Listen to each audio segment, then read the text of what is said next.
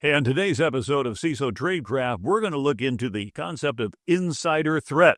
Is that something you've ever been worried about? Well, maybe you should be. Stick around. I've got one of the industry experts online for this one, Shawnee Delaney. She's going to be with us right after this.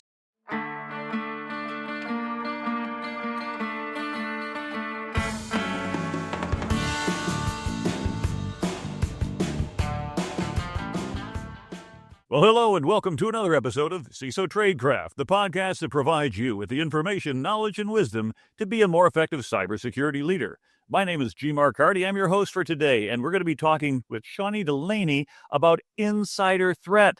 That's something that a lot of times we don't think about until perhaps it's too late. So, Shawnee, welcome to the show. Thank you. Thanks for having me. I'm glad to have you on board. And so before I get started, though, I want to mention out to everybody out there that there's an opportunity you may be aware of, but if you haven't been, maybe you're hearing about it for the first time, CruiseCon 2025. So it's a brilliant idea that Ira Winkler came up with, and he said, hey, let's go ahead and get some of the best and brightest in the cybersecurity industry out to sea. And we're going to go ahead and depart Port Canaveral, Florida on the 8th to the 13th of February. So if you go to CruiseCon.com, you can go ahead and find more about it. And by the way, if you want to go ahead and join us, CISO Tradecraft 1010 will be a discount code that are going to go ahead and get you on board for a little bit less. I'll be there, and I hope to see you there soon. Okay, so anyway, thank you for a little pitch here. But Shawnee, tell us a little about yourself. Insider threat. It doesn't necessarily seem like the obvious choice that somebody would want to get into as a career, but here you are. No, I don't think I ever grew up thinking I want to study and work in insider threat. I don't think that was even in anyone's vocabulary when I was a kid. But I started my career in espionage. I was a case officer for the Defense Intelligence Agency, and I realized that everything I was doing, all the tools, all the tricks, all the manipulation, all the techniques, it was the same stuff that threat actors were using against people, against companies. And so I kind of had an epiphany moment and moved from espionage into cybersecurity, where I could really help people focus on human risk management. So when you talk about espionage, I think for a lot of people who sort of know what that is, but for those who aren't, we're going to save them the embarrassment. Tell me a little bit about what is espionage as compared to like sabotage or effleurage or something else like that. Yeah, well, espionage is a malicious act, right? So if someone commits espionage, then they're a malicious insider threat. What I did was I basically recruited spies around the world to betray their countries. So they would provide me sensitive, non-public information about their country, about their government, about all different things. And then I would write that up in very detailed reports, pass that to our policymakers, who hopefully made good policy based on my intelligence. So these are people that may have been disaffected. They weren't quite happy with their organization, their boss, their country, whatever it is. And for whatever reason, you gave them an opportunity to say, hey, here's a chance that you can go ahead and actually do something about it. Yeah, and I think that's what I liked. One of the many things I liked about it is it gave me the power to help people. And I think people don't think about espionage or spying in those terms. I really cared very deeply for the sources and assets, the agents that I worked with. I got to know their families. I got to know all about them. And I really had a vested interest in their well-being. And you have to understand, when someone is committing espionage, there's a motivation. They have vulnerabilities. You know, why are they doing it? Why do they want to do it? Like you mentioned. And I think what I learned over time is that people might start out with one motivation. Maybe they're angry at their regime and they don't, believe in whatever the regime is doing. But that can actually morph over time too. So what was interesting to me is, as you're meeting with these people, you have to constantly assess and reassess what their motivations are, their vulnerabilities, their suitability, because that can change too. Suddenly, if they think they're James Bond, that's not secure anymore. So it was really, really interesting. And I've been able to kind of layer that into the insider threat realm. Yeah, one of our most popular episodes that we did on CISO Tradecraft was with a gentleman by the name of Jim Lawler. Oh. And I think you're smiling because you know Jim. Tell me a little bit, because he had a kind of a fascinating background story, as do you. And I understand that you guys spend a little bit of time together from time to time. Yeah, Jim and I are very dear friends. I have known him, more than 15 years. Jim started these 4 courses. We called them the scientist recruitment courses. And they taught students within the intelligence community how to target certain types of individuals, your engineers, your mathematicians, your scientists, all those, nuclear physicists, people I have nothing in common with. And he taught us, along with people who really did that job, how they think and how to manipulate and what, openings and how to talk, like math. I hate math. I hate math with a deep, deep passion, which is when I'm covering up my mathematics degree, Northwestern, by the way, right? when my kids bring home math homework, I'm just like, oh no. But they taught us how do you get these people involved in a relationship so you can develop them, assess them, and develop them. Yeah. And hopefully recruit them. So I've known him for a very long time. He's an amazing person. I actually just saw him last week.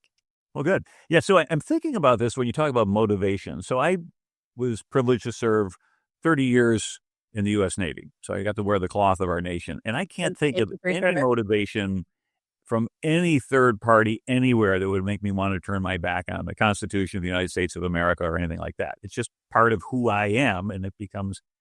But those aren't really the people that end up going the other way, are they? No. In fact, and Jim and I have had many conversations about this. If you can find someone who, like you said, is disaffected, who is disgruntled, they are upset about something. Very, very, very often, people are not appreciated at work. They don't feel like they're valued. They don't feel like they are contributing. They don't feel like they're seen or heard. Those are really valuable traits for us, someone who wants to recruit them, because you can manipulate those feelings into action, really. So I am not going to be able to recruit someone who is incredibly happy. Life is great. They make a bunch of money. They don't need anything, like that, maybe down the road. And Jim and I actually both agree. Everybody is vulnerable at some time in their life. Like, we have all hit rock bottom. And if you haven't, I'm sorry, it's coming. Yeah. We all have a personal rock bottom, and that rock bottom is what threat actors look for. And also, I would think recruiters as well, looking for someone hitting that rock bottom. Now, as we take a look for the United States, and we're getting ready to do a change of administration, and from what I hear and read, there's a lot of people who are thrilled to death, and there's an awful lot of unhappy. And so it kind of brings up the question, if you've got people that are working for you, and they go somehow from gruntled to disgruntled, are there any indicators that one should be looking for? Is there something that would be almost a tell that would say this happy, joyful employee who's been just churning away for years is all of a sudden potentially able to go the other way? Yeah, so there's a lot, actually. And what I like to tell people is really pay attention to someone's pattern of behavior. And what you're doing is you're looking for changes. People too often are quick to dismiss changes in pattern of behavior. It's kind of like, when people talk about active shooter and the public is out and about and they hear gunshots, 9 out of 10 people are going to think, oh, that was fireworks? Was that a car backfiring? They will try to rationalize it. And it's the same with this too. So yeah, it's very important to pay attention. If someone, and here's a perfect example. So there's a case that I investigated where everyone in the office made no money, like minimum wage. Everyone, same thing. And they all knew it. It was a close team. And there was one gentleman in particular who bummed a ride to and from work. He did not have a vehicle. His colleagues knew that he shared an apartment with a lot of other people. He didn't even have an Apple. He didn't have an iPhone, like everyone has an iPhone. And they said that over a period of about 2 weeks, like very, very short amount of time, he got a new iPhone, he got an Apple Watch, and he started leasing a new Lexus. I think it was a Lexus. And everyone in the office was like, that's weird, right? Is that weird? That's different. And someone was smart enough to report it. Yep. Now, they phoned it in. And in doing that investigation, what we found was not just this gentleman who was flashing his money around, but another gentleman also. They were basically recruited by an external fraud group. And this fraud group was paying them every week. And all these two guys did was manipulate data. The integrity of data in that company's systems was manipulated so that the fraud group could then commit fraud on that platform. Tens of millions of dollars. And the only way we detected it because they were doing the manipulation. They were changing the data during the course of their normal duties, which they normally could have done. So no red flags were risen, but it was the change in pattern of behavior that people caught on to. And I want to add that one thing I hear a lot is, well, that's HR's problem or the manager. They need to report that. And I actually disagree, because HR and management does not normally have that day-to-day interaction with everyone that works there. It's normally coworkers, and coworkers have trouble often reporting. They feel like they're a tattletale or a narc or what have you. And so what organizations really need to do is they need to focus on shifting culture to a degree where people feel safe and empowered, and that it's okay to report a change in pattern of behavior, because people need to realize that you could potentially be saving lives. What if that person is suicidal and their pattern of behavior has changed, and people are like, well, I think his wife just had a kid. Maybe he's just sleep deprived. You can't dismiss things. You have to allow the security team to do their due diligence, to do a risk assessment, and to intervene early before something bad happens. So you brought up the concept of culture, and I think that's key, because it could be an organization where everybody is valued and we're all considered teammates, and even the bosses will say, hey, look, we got to work late Friday night. I'm not going out to dinner. I'm staying here with you.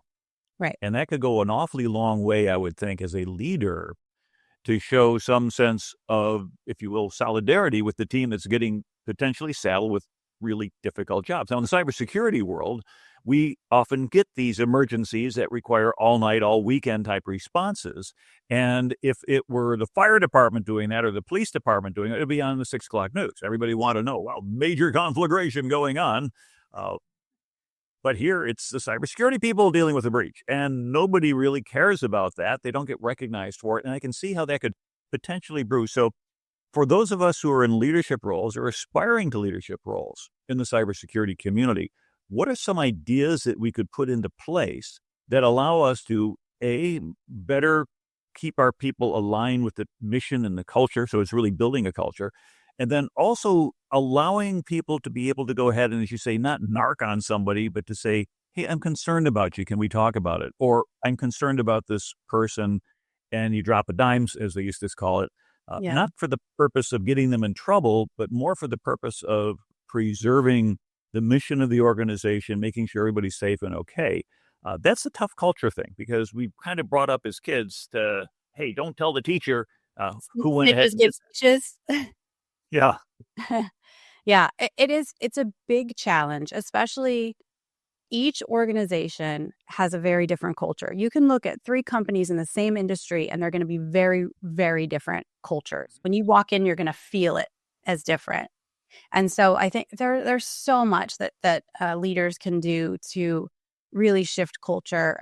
Your earlier point about, if you all have to work late, I'm going to stay and work late with you. I think we have all worked for someone who was like, okay, night, bye, I'm going to go golfing. Mm-hmm. That impacts morale. Having people feel like they have a voice or a choice in something, that is incredibly important too. When companies do pulse surveys or a climate survey, most everybody does that. But I've seen too often where companies send it out and then the employees never hear a word again about it. Mm-hmm. What were the results? What are you going to do about the results? Those are really important questions. And so companies that have very transparent systems where they're like, look, here's where we did well and here's where we were terrible, but here are our 3 steps to improve those terrible scores. I've actually seen really great success with companies who had set culture, the cultural values that everyone should be able to recite in their organization.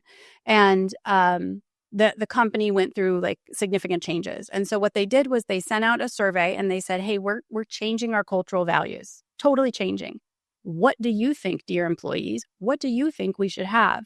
So employees flood the system with all of their ideas. And then leadership takes a few that they want, and then the rest of them they take from the survey. And so employees are like, wow, that came from us. We actually have a voice in this organization. That's incredibly impactful. Yeah, and it is important to point out that as a leader, you're not ceding your authority to your subordinates, which some people get insecure about their roles. And those people, like, say, they're not really yet in a leadership role. They might be in a management position where they're responsible for meeting a target financially or production or getting the reports filled out and on time and without errors and things such as that. But as the late Grace Hopper had said, you manage things, you lead people. Yeah. And so as we look at people moving through their careers, ultimately trying to become a chief information security officer, or potentially beyond that, I know a few CISOs who've gone to be CIO, that it's developing those leadership skills become important, knowing your people, leading by example, and listening or understanding where your people are. Get out and around. So my first Navy job, I had 8 sailors, a little small division on a ship, and you knew everyone. You knew which one came and went and where they went to go to the bar and which ones were married and which ones were single. And then as I moved up in my career and became a department head and then eventually had command, and then a series of 9 commands, my last one, there was 11,300 sailors in 13 states. So there's no way you can know everybody there.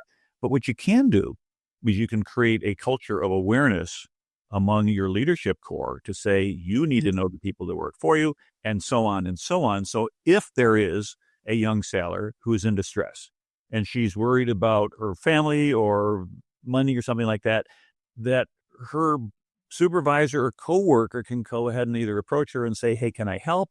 Or go someplace, point her toward help, or basically say, hey, she needs help.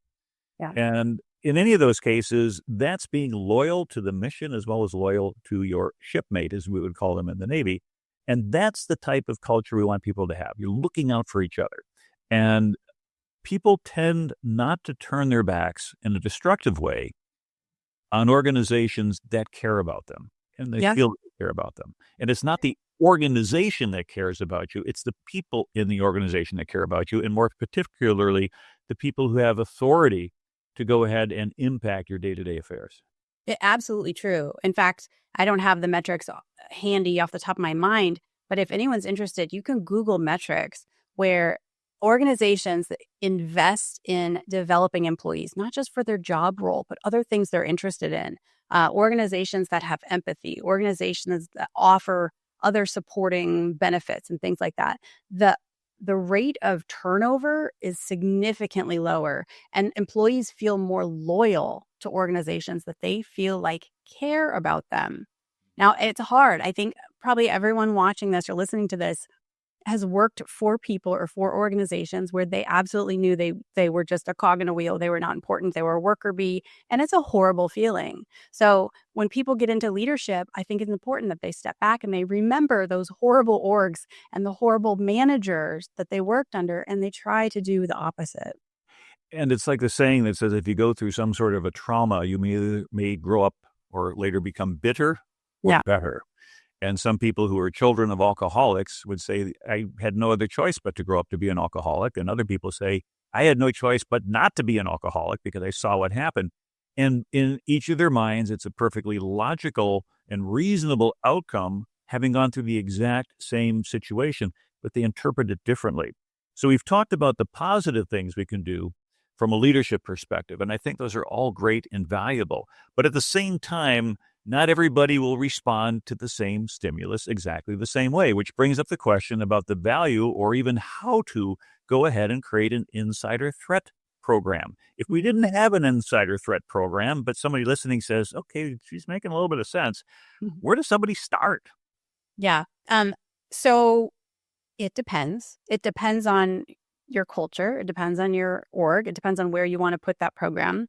I will say there are a lot of, and I like to say it's free or cheap. There are a lot of free or cheap things that you can do to implement and start implementing an insider threat program.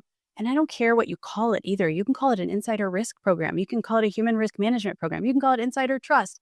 Just have a program. Name it whatever you want. But I think starting with employee lifecycle management is a big one. That's a big win too, because that's the free or cheap. So educate your HR professionals, educate all of your hiring managers on what employment lifecycle is. So when you are advertising a job, for example, pretty easy, right? Be honest. Be honest about the job requirements. If, for example, the employees are not allowed to have phones at work, you have to put that in the job advertisement.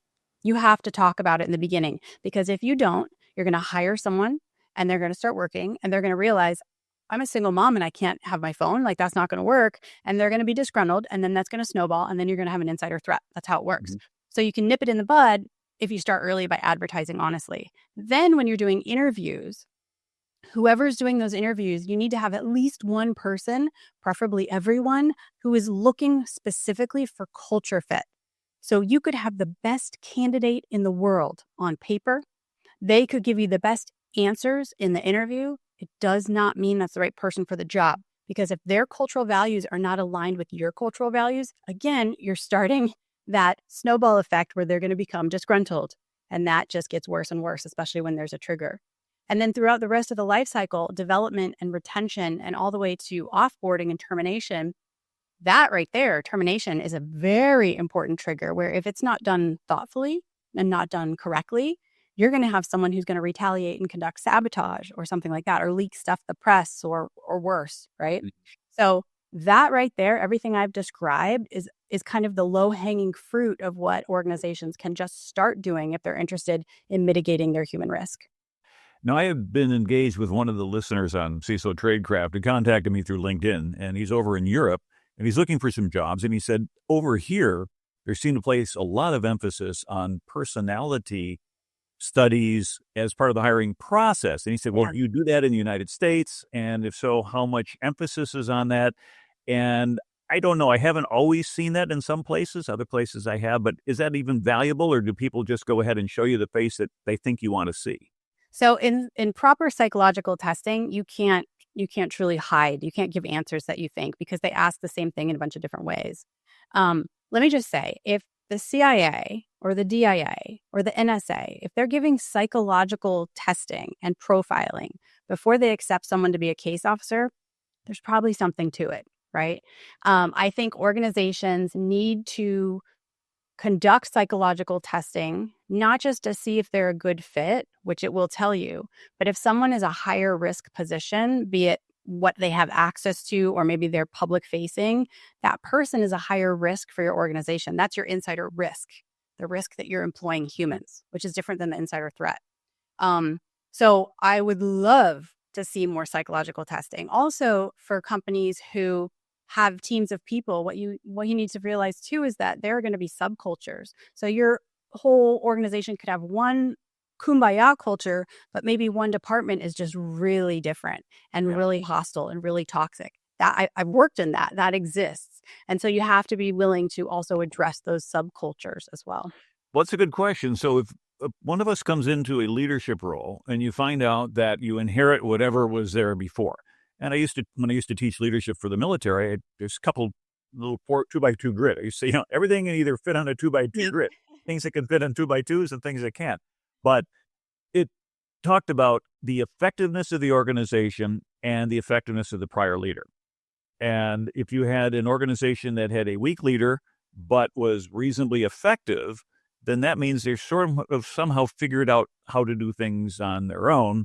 And maybe you just need to run to the head of the parade. If you had a weak leader and poor performance, you can come in there and line things up. You had a good leader and poor performance, you might have to come in there and smack the whip because something's going wrong where you've got the right person. But I used to say, if you're moving in and you had a strong leader before you and the strong performance and everything is working really well, your first priority is to find the coffee pot. Don't screw with it. It works. Yes. Now, for those coming into a leadership role, how would one assess the culture to determine your starting point to see whether or not, we've talked here on my previous 2x2 grid about performance and prior leader, but how about the culture itself? Is it effective? Is it destructive? Is it positive? How do you figure this stuff out? And you got to figure out pretty quickly, because you only get a very short honeymoon as a new leader before people either settle in to say, he's just going to be like the last one, or, whoa, this is different. So what I like to do, one of the things my company does is I call them human risk assessments. It's like an insider threat vulnerability assessment. Now, when we do it, we dig deep into culture and morale as well as other things. And the best way to do that is to have confidential one-on-one interviews. So if someone's coming into an organization, spending time, having empathy, number one, listening, number two, like listen more than you talk, and just spending that one-on-one time with people and asking them the hard questions. What are the roadblocks in your job? Who or what team is not supporting you that should be supporting you? What are your pain points? What are your micro stressors? That's critical too. People don't think about micro stressors. They think about stressors, but micro stressors are like those really annoying little nuances that the process doesn't work and things are getting roadblocked. And those micro stressors actually cause malicious insider threat often. It causes people to be disgruntled. So what are your pain points in life? I'll sit down and ask every person in a company that I interview, what are your cultural values here? And you would be shocked at how many people are like, support the customer. I even had a CEO in one organization who was brilliant. But when I asked this person, what are your cultural values here? I got a lot of hemming and hawing, and we support the customer and we're good stewards of their money. Well, that's not a culture. And that right there pointed to the key problem within that organization for me. Yeah, and for anybody who's ever served in the Navy or Marine Corps, know the core values, so honor, courage, and commitment. And those are touchstones. When you have a questionable circumstance that comes up, you say, what would be the honorable thing to do? What is courageous? What would make me go ahead and go against the face of something that could potentially go the other way? And what demonstrates a commitment to the mission, to the role, and things such as that.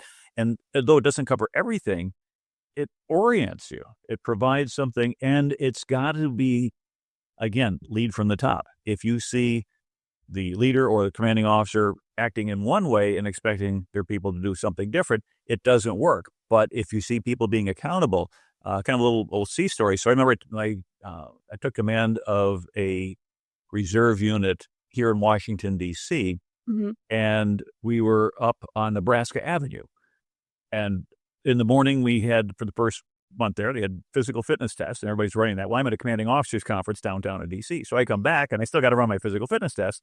So when Lieutenant Commanders comes up there, he's the physical readiness test, the PRT officer, we used to call it that. And he said, okay, sir, we got to go run. So right across the street from American University. So we go out there, and I think the women's track team or somebody was using the track, but the outside lanes weren't being used.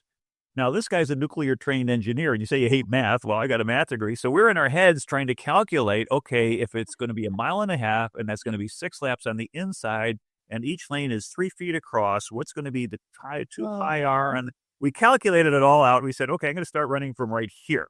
I'm a pretty good runner.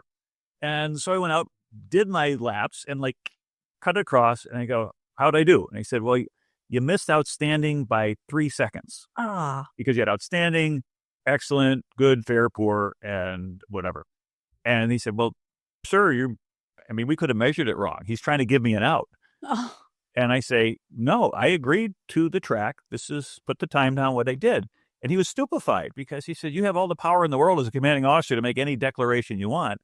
But I said, I'm going to hold myself to the same standard. That's just the way I'm wired. Yeah. But boy, what a difference does that make on day one when your people realize, hey, and it wasn't because I'm trying to impress them. It's just that's who I am. But he was quite right, is that very few people would have they would say, yeah, just give me the 3 seconds and we're good. So by allowing yourself some vulnerability, it's not so much a demonstration of weakness, in my opinion, but it's more of a demonstration of character.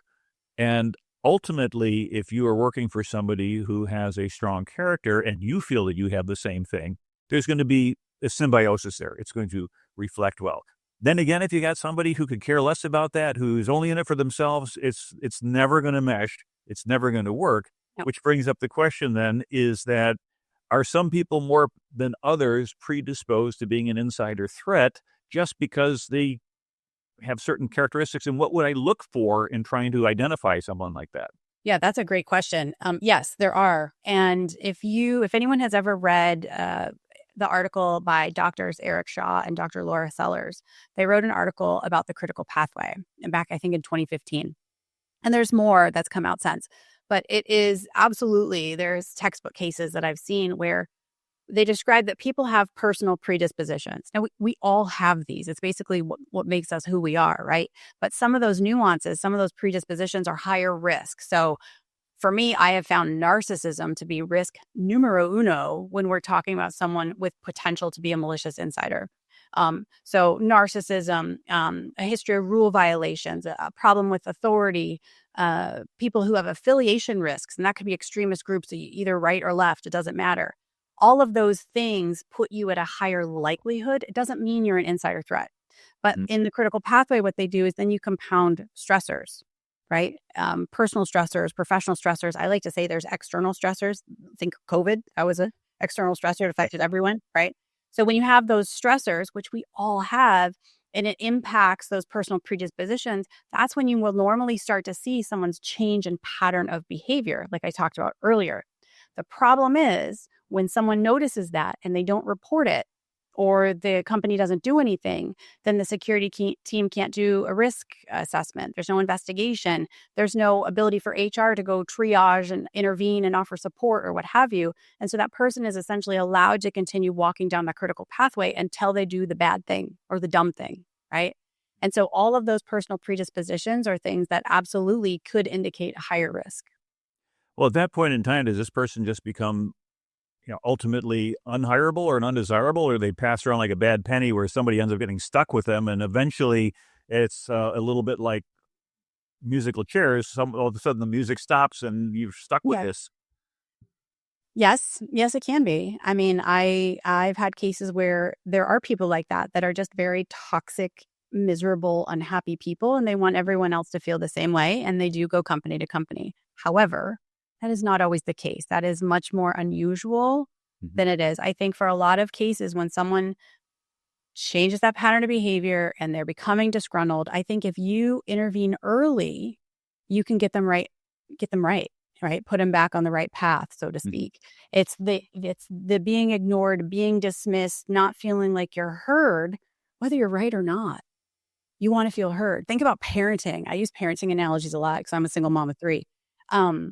But your kids want to feel like they are heard. They want to feel like they have a choice. So I want them to wear a jacket this morning, and they were all fighting me. Well, guess what? You can wear this jacket or this jacket. You choose. I'm not going to pick for you. You choose.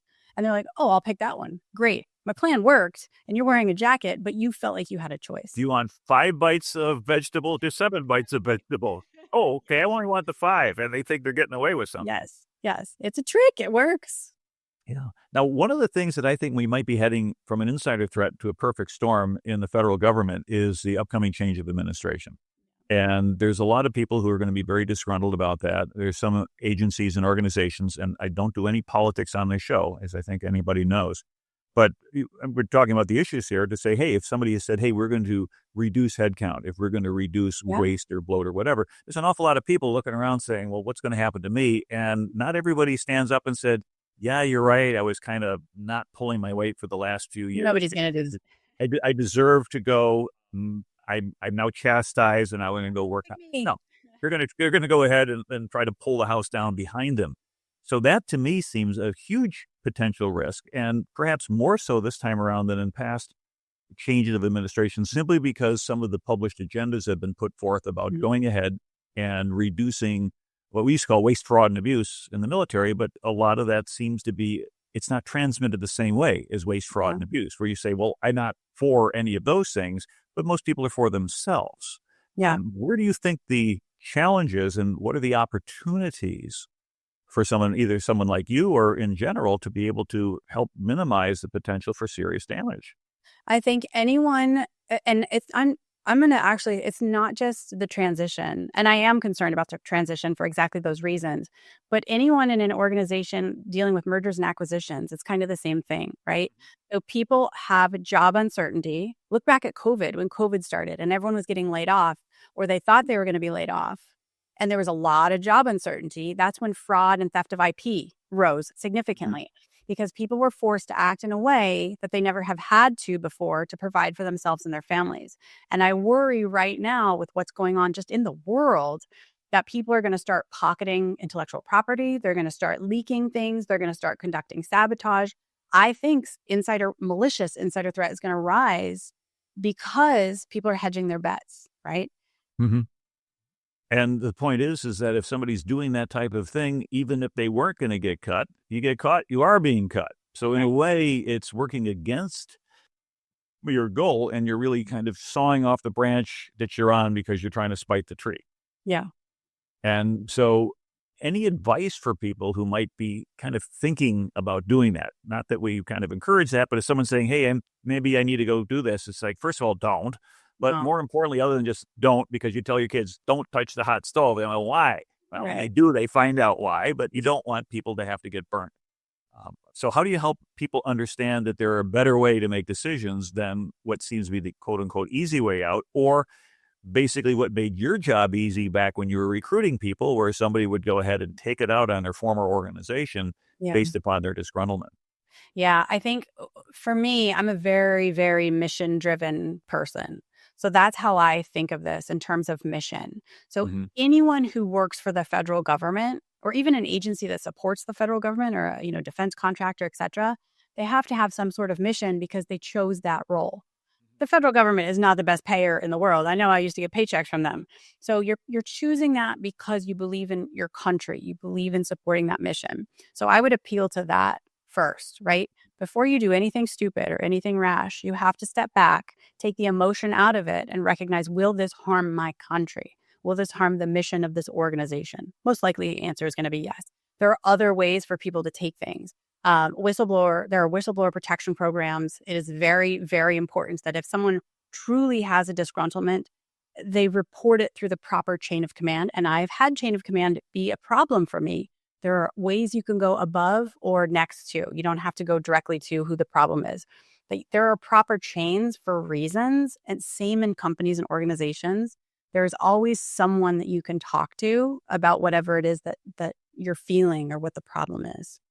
Yeah, and my recommendation is don't go to the press. Don't say, "Hey, I've got this horrible." I know we both have the same response, but some people seem to think that's the right way to go, and I try to tell people the press is never your friend. Their goal is not to make your life better. Ultimately, the goal is to get eyeballs and sell I advertising. want to And so, the more salacious it happens to be, the better. And then after that, you get dropped like a hot potato and on to the next story. And you're like, And then you okay. serve time in jail.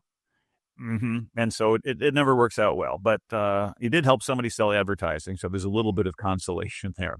So let's take a couple other ideas that I was thinking about. So, for example, my partner at CISO Tradecraft does a great job of making brisket, and so if you've never had a really, really good brisket, you need to go ahead and have some. So what he has done is he gamified some of the incentives. So for the company, for example, to say, hey, let's get this new program going, and it was mostly oriented around security, he would say, hey, the division, the department, whatever that does best, I'll come in here and I will bring you and make you and slice off for you some nice brisket. And it's really wonderful. When I went over to his house and had some, I ate too much because I don't eat a lot. I'm a skinny guy, but yeah, I think I had darts. And Rob, so I'm going to have to give you my address when we're done with Rob. yeah, that's a secret weapon that he has. Yeah. And so anyway, by being able to do that, and gamify incentives and then show some personal involvement, not just like, okay, fine, here's a gift card, or unless you're dealing with minions like banana, Right. but it has to be a little bit better than that. What you want to think of is show that involvement and be innovative. Come up with really different ideas that people would value, but they think, hey, that was kind of nice. He spent Yeah. some time doing this. It's not just, okay, here's a gift card, or here's a can of popcorn for your Christmas present or something like that. It's the worst. I've heard of things like a bass trophy. Remember the old Billy Bass, the talking ass? It's like, here's for the fishing champion who caught the most fishing emails this year. Just something fun. Yeah. And I think that if you do that, now you could even flip the script. You can have a contest where employees can create the best campaign. Let them use AI if they want. In fact, it's probably good for them to understand just how easily AI could be used to either fake out or create wrong stuff as well as good things. And things such as that. Yeah, I agree. In fact, I encourage people often, instead of doing the regular phishing tests I mean, look, everybody is so burnt out of those phishing tests. People are exhausted. Like you said, flip the script and have people have a competition where everyone creates a phishing campaign and bonus points if you used AI. The reason for that is because people can then learn just how easy it is for threat actors to put together something in seconds and just how realistic and good it looks. So you're teaching them by doing, really. I really, really am an advocate of thinking outside the box too. Training and awareness should be the foundation of any security program. If you want a strong security culture, you must have training and awareness. Period. Full stop. Put the money into it and stop thinking no one's going to do anything dumb. they will.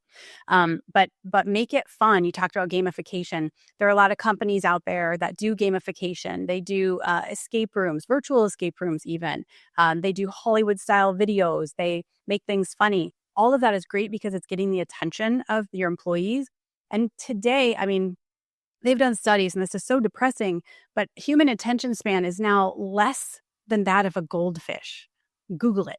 It's a fact. It's depressing, but you have to be able to keep people's attention. So by leveraging popular culture and what's going on in the world, you can get people engaged, because that's what you want. You want that engagement. I worked for someone who actually would always turn negatives into kind of a learning lesson for everyone. So he, at the end of each week, this was on deployment, so a different scenario than the average work life area. But he called it the Blue Falcon Award. If anyone's in the military, former military, you know what that means. And it was a big eagle, and everyone sat around a campfire at the end of the week. And when someone did something stupid that week, they won the Blue Falcon Award. So, like, for example, someone crashed a car. Guess what? Yay! And everyone celebrated, woohoo, woohoo! And everyone learned, we don't do that because you don't want to be highlighted. And there is a TV show on Bravo called Below Deck, highly entertaining.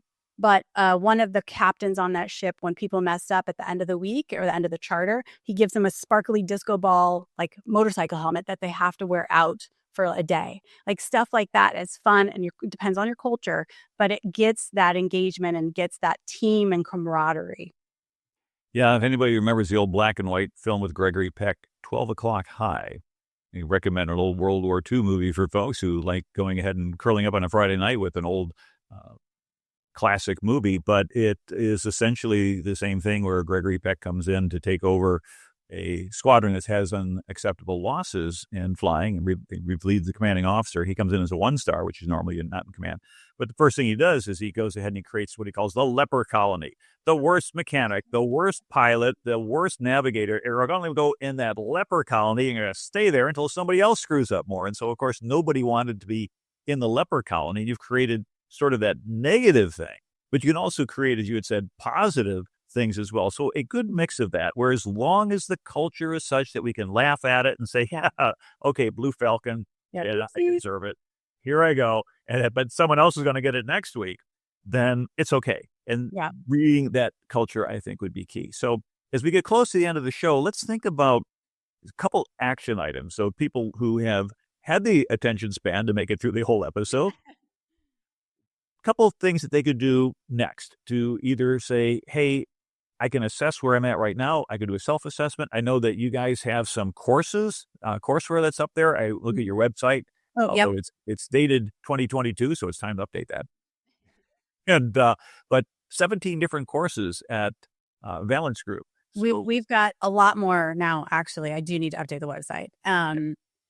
So I want to say my website hasn't been updated in years. I'm like a toddler whose kids are going barefoot.